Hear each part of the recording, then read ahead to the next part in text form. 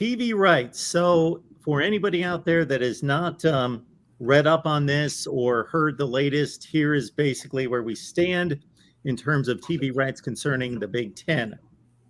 ESPN, ever since it's broadcasted college football, and for the first few years, I remember it well. It was all on tape delay.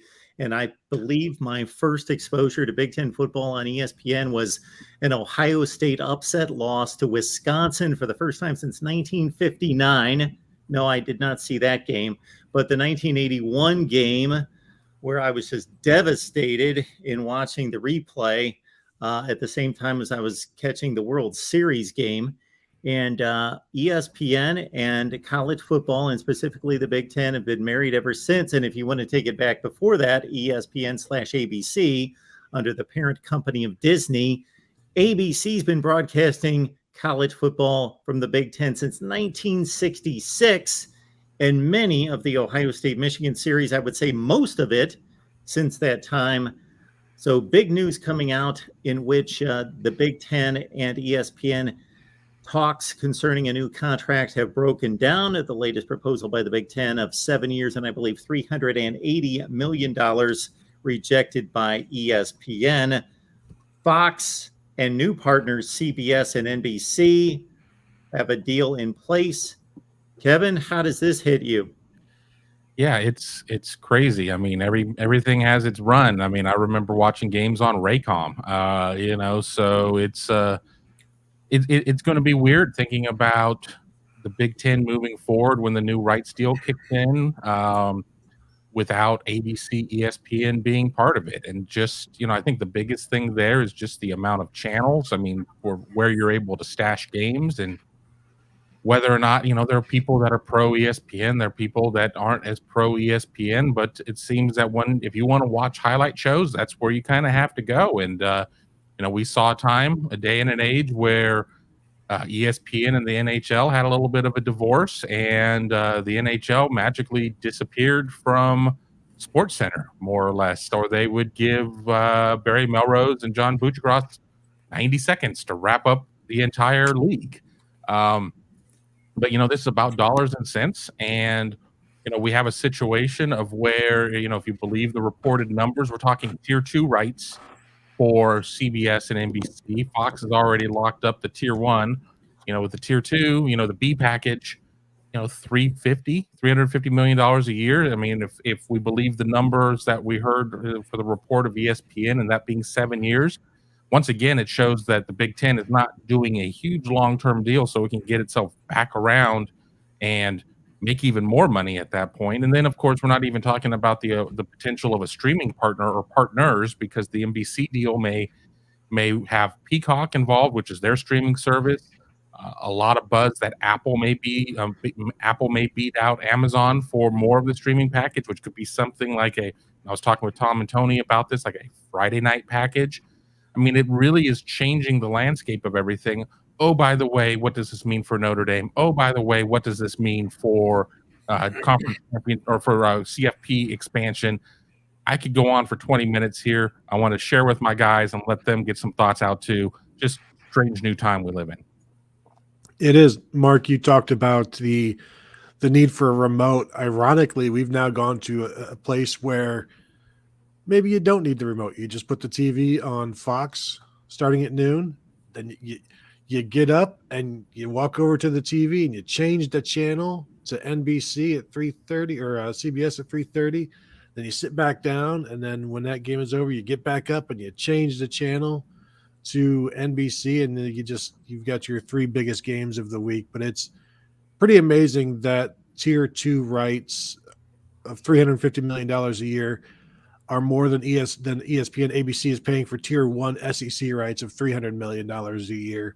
And the SEC's deal goes for 3 years longer than the Big Ten's proposed deal. So the Big Ten, as Kevin said, will get back to the table before anybody else and be able to grab another big, gigantic piece. But I'm pretty excited about the prospects of having a larger Big Ten, which makes it a better Big Ten in terms of the inventory and the product, because there are going to be some weeks where the third best game that NBC or CBS gets stuck with is like Indiana, Michigan State, or something of that nature, and it doesn't it feels more like an ESPN2 12 p.m. game back in the day.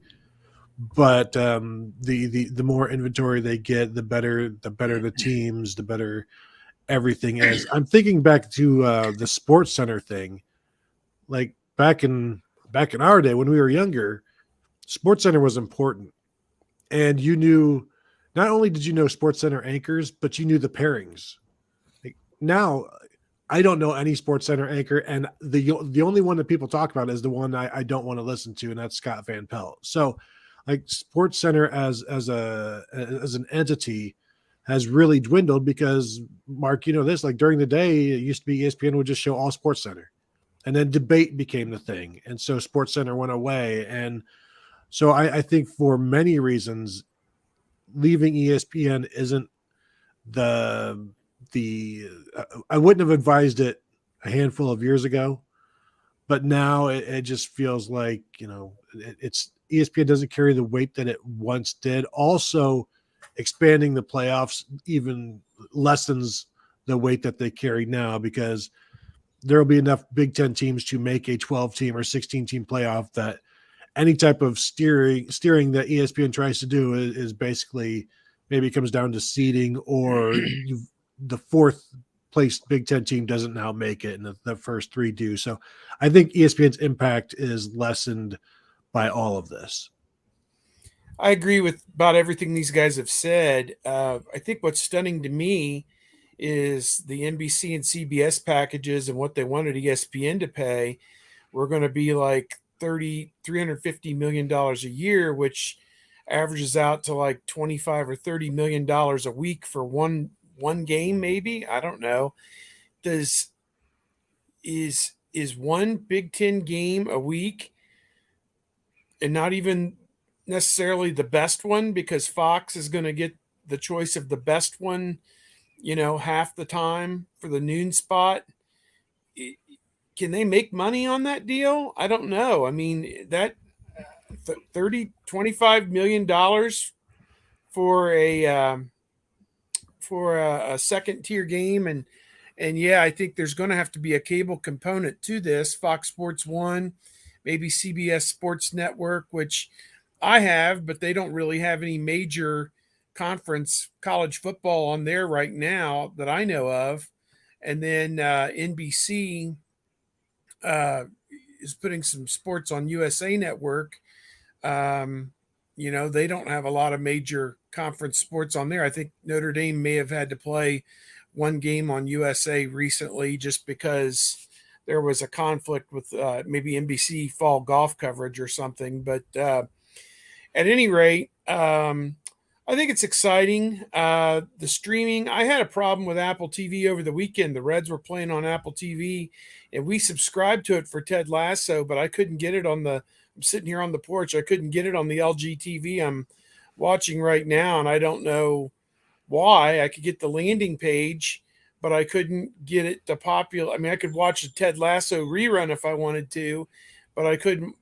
There was nowhere on the Apple that was populating on my TV where I could get baseball. I even did a search for Reds and baseball and whatever. I'm watching it on my phone on Apple TV, but I couldn't get it on my television. And I'm a reasonably intelligent consumer here in Pataskala, Ohio. I mean, are you going to put these games where anybody can find them? I think is the question. I think is a larger issue, and they're going to have to be very proactive with education, I think. And, you know, that's not their strong suit. I don't really sense. So, I mean, I tried to get customer service. I was on a live chat with somebody for 45 minutes and could never get it figured out. And by that time, the Reds were down 5-0. I was like, I really don't care anymore. I'm going to turn over and watch a rerun. It was a Friday night. I'm going to watch a Blue Bloods rerun on CBS. So that was good enough for me. But I don't know. There's a lot going on here. And the only constant in life that we've come to deal with is change. I agree with what these guys said about ESPN.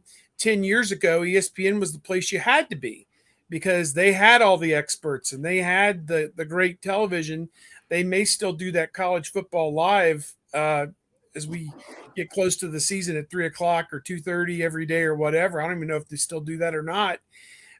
It seems to me if it's not NBA or the NFL, they really don't care.